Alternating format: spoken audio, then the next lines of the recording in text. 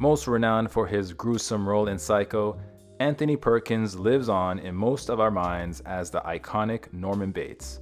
But this shy, handsome actor also possessed hidden talents, ambitious reach, and most shockingly, a controversial personal life. Perkins held his secrets close, but we're here to appreciate the great dualities that defined his life. Anthony Perkins terrified the world as Norman Bates, but nothing in Psycho compared to his most ruinous secret, which we'll get into a bit later.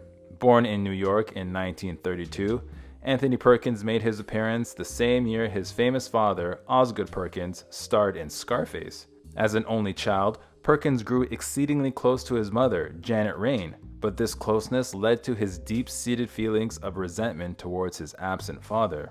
Whenever his father came home between jobs, young Perkins regarded him with jealousy. "I loved him, but I also wanted him dead so I could have her all to myself."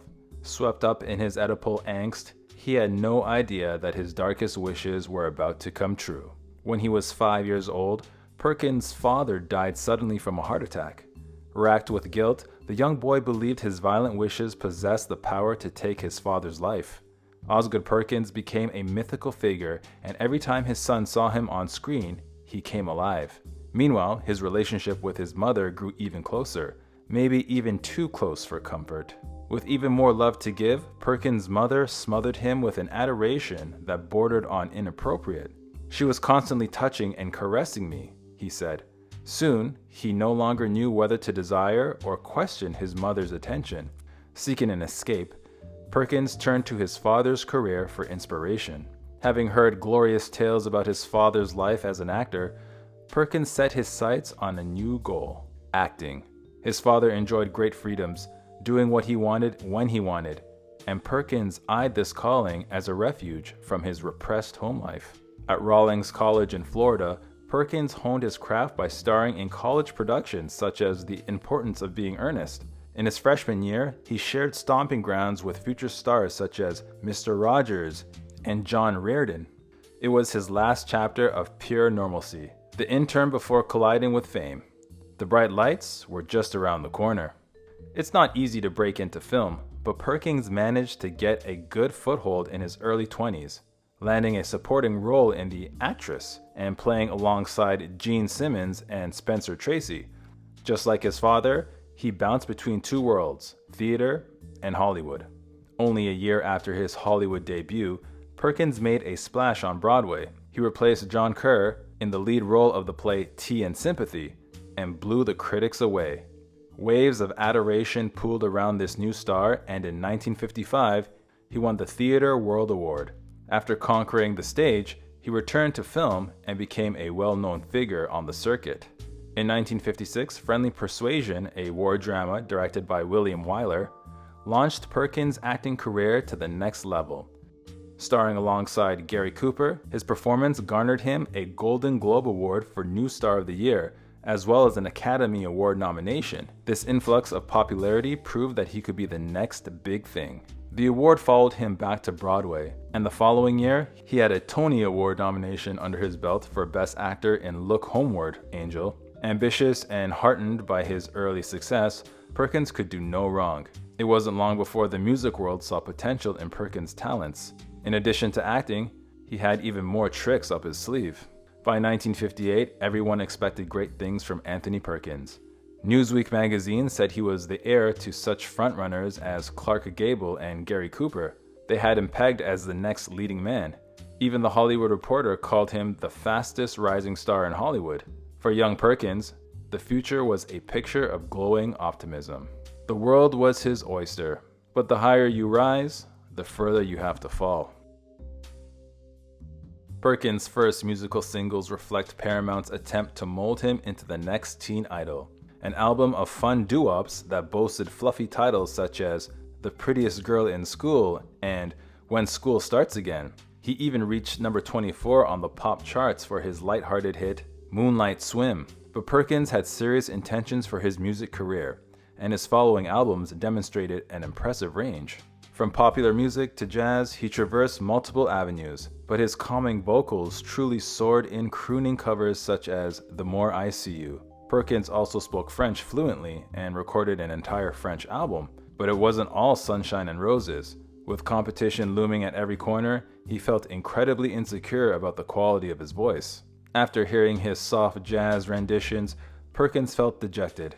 "My voice is terrible." With greats like Frank Sinatra and Dean Martin as giant competitors, Perkins' understated, yet undeniably sweet vocals fell beneath the radar. Later in his life, he called his discography a second-rate art, a severe self-criticism that spoke to Perkins' desire to be a better artist in every way. And then, in 1960, he played a role so well that it changed his life forever. The Alfred Hitchcock horror Psycho defined Anthony Perkins' career. His role as Norman Bates, motel caretaker and antagonist, cemented Perkins as a household name. Reminding Hitchcock of a young James Stewart, he felt Perkins was perfect for the boyish and strange role of Norman. Wielding a sinister dual personality and penchant for murder, his character entranced and horrified audiences everywhere. Perkins' experience on the set of Psycho was overwhelmingly positive.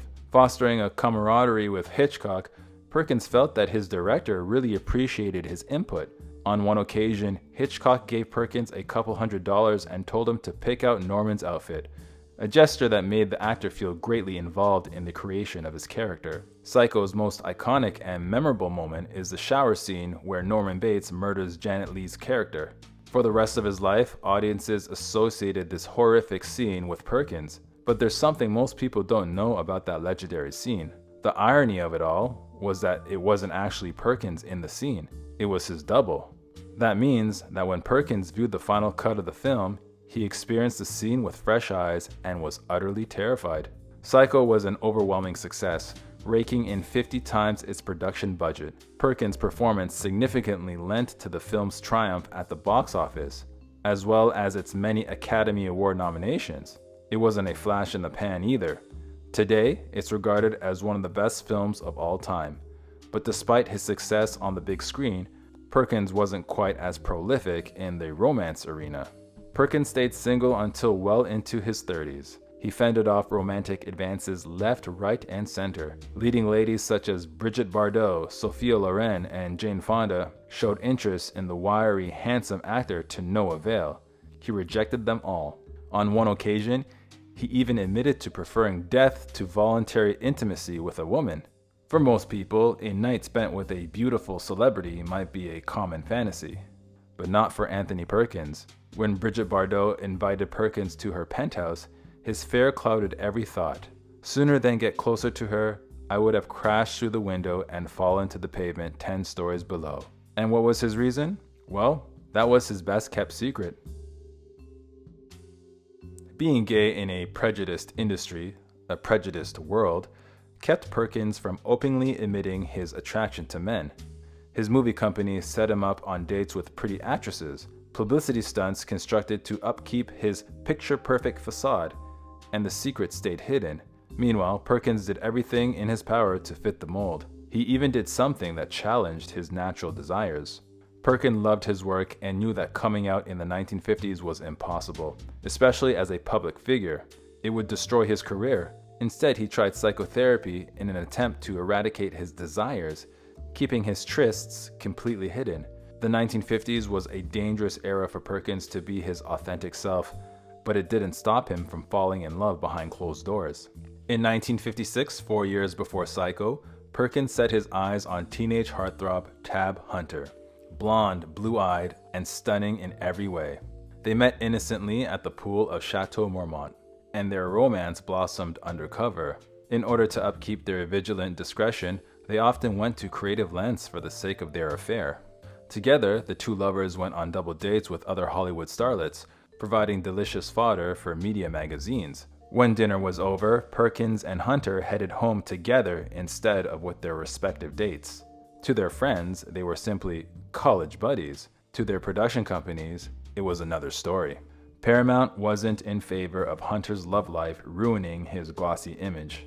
They told him to stop seeing Perkins and voiced their disapproval to Hunter directly. This didn't stop the two lovebirds from convening behind the boss's back. They even visited a beach house together, finding time amidst their busy schedules for one another. But as they say, all good things must come to an end. The 3-year relationship ended on a sour note. Hunter starred in the TV production Fear Strikes Out, and Perkins' ambition drove him to take the same role for its movie adaptation. The competition between the two actors, the all-American boy and his brooding counterpart, was too much to overcome. Although Hunter was one of Perkins' first and well-lit affairs, biographers connect him to other famous names such as Rock Hudson, Rudolf Nureyev, and Stephen Sondheim. His comfortability with men contrasted his shyness with women, but his dedication to maintaining a proper public persona trumped all. So he decided to give women another chance. During one of his sessions, Perkins' therapist asked him what kind of woman attracted him. Flipping through an issue of Vogue, he came across a spread of Barry Berenson, sister of model and actress Marissa Berenson. Unbeknownst to him, Berenson also harbored a soft spot for Perkins. When she was only 12 years old, Berenson fell in love with Perkins' on-screen persona in Phaedra. As luck would have it, she met her celebrity crush face-to-face 10 years later. They connected at a Manhattan party and delightfully hit it off. It was a fan's dream come true. But some speculated that Perkins's affection for Berenson stemmed from an attraction to another man. When Perkins married Berenson in 1973, his ex-boyfriend, photographer Chris Makos, noted a strange semblance between himself and the actor's new wife. The funny thing is that Barry and I look similar. We both had short fair hair and similar features. This was noticed by the Andy Warhol crowd, who joked that he substituted Barry for me. But if Berenson also noticed a similarity, nobody was the wiser. When it comes to Berenson's feelings about her husband's relationship with other men, nobody is quite sure where she stands. Her circle of friends believe she either had no idea or that she simply didn't care to know about it. There is, however, no doubt that she committed to their marriage, and whatever went on behind closed doors, the couple always put their best foot forward. Can marriage between a gay man and a straight woman be successful? No matter the whispers of Perkins' attempts to trick Hollywood by marrying, he showed complete devotion to his wife and two boys, Oz and Elvis. It was not a traditional marriage, but as writer Dominic Dunn noted, whatever they had, it was wonderful. I mean, it was a real family. Marriage tempered the fear Perkins felt as a younger man. His wife balanced him. He admitted that life with Berenson was not so grasping and ambitious, not so paranoid, not so fearful. And although 16 years her senior, and with the media predicting a divorce down the road, they found a balance that lasted them until the end of his life. When it came to his career, Perkins never quite escaped his role as Norman Bates. He went on to star in the 3 Psycho sequels that failed to live up to the genius of Hitchcock's original film. And for the 3rd installment, he even tried his hand at directing. Boxed in by the industry's image of him, Perkins fostered mixed feelings about the character that became his legacy. According to his wife, Perkins went 2 years without working, but bore the disappointment with dignity. He waited eagerly for his agents to call, but he simply wasn't sought after. Although silently enraged by the fickleness of his industry, he never complained. He kept himself busy. Perkins waited patiently for the jobs to come. Something completely unexpected ended up coming instead.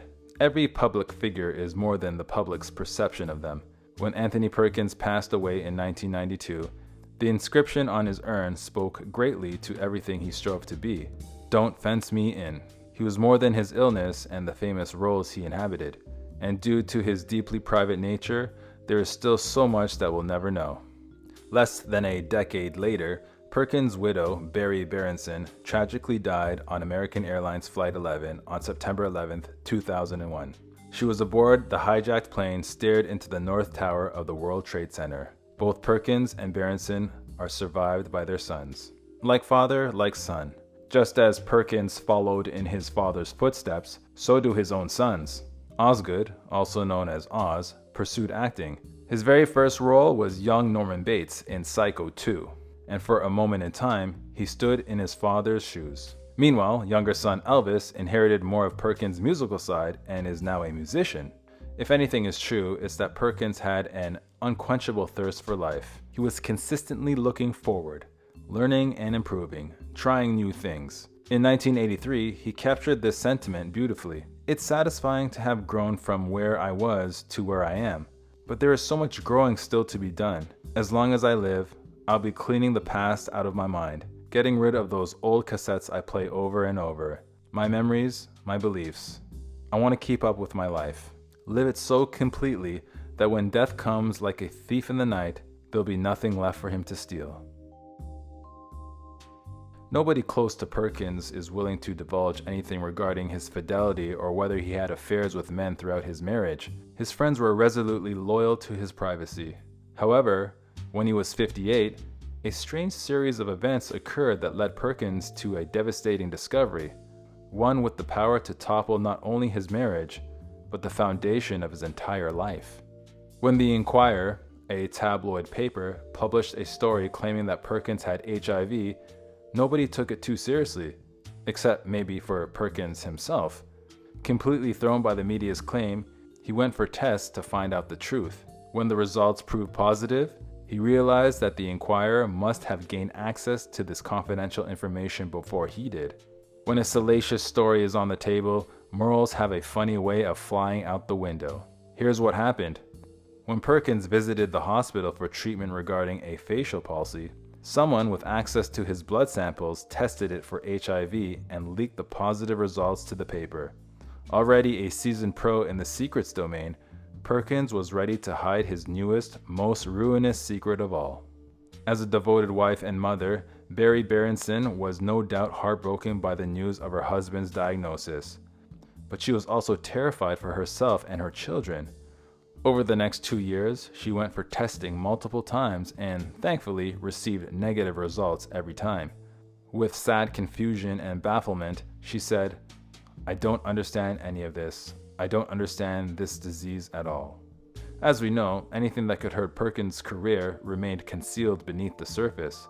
This applied to his many boyfriends, and now his debilitating diagnosis. He chose to suffer through AIDS with only his wife and family as close confidants. Even visits to the hospital were incognito. Perkins visited the hospital 3 times during his illness, and every time he and his wife used aliases. The pretending was especially difficult for Berenson, watching her husband slip into another role for the sake of saving face. You think that this man has spent his entire life giving people so much pleasure in show business, and this is his reward.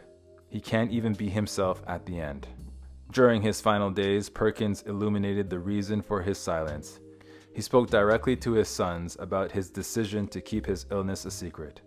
Because, to misquote Casablanca, "I'm not much at being noble, but it doesn't take too much to see that the problems of an old actor don't amount to a hill of beans in this crazy old world."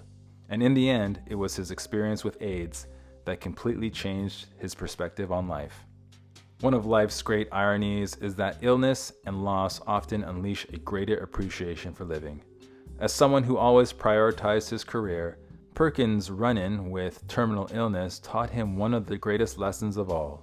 In his own words, he learned more about love, selflessness, and human understanding from the people I have met in this great adventure in the world of AIDS than I ever did in the cutthroat, competitive world in which I spent my life. Perkins did his best to give back to the community that taught him so much. During the last couple years of his life, Perkins became directly involved with an organization that helped feed homebound AIDS patients, Project Angel Food. He and his wife delivered food baskets, and Berenson joined the organization's board mere days before his death. There's a lot of speculation when it comes to Perkins' AIDS diagnosis. Most believe that it was a result of continued relations with other men, but his wife never entertained the idea. Even after his death, she maintained that the source of his illness remained a mystery. "No, we don't really know. No, it's not worth it." In 1985, when Perkins' career was at an all-time low, a familiar face re-entered the picture. His old flame, the golden tab hunter, appeared out of the blue with an important question for Perkins. He wanted him to star in the comedy Lust in the Dust, his latest production. He even showed up at Perkins' front door and asked him in person, but Perkins turned him down. Maybe old feelings were just too much. But either way, this was the last time the old lovers ever laid eyes on one another. And so concludes the complex, controversial, and secretive life of the remarkably talented Anthony Perkins. If you've enjoyed these stories, don't forget to show some love by hitting that like button and subscribing to our channel. Stay tuned because we'll be back with more incredible narratives soon. Thanks for joining us, and until next time.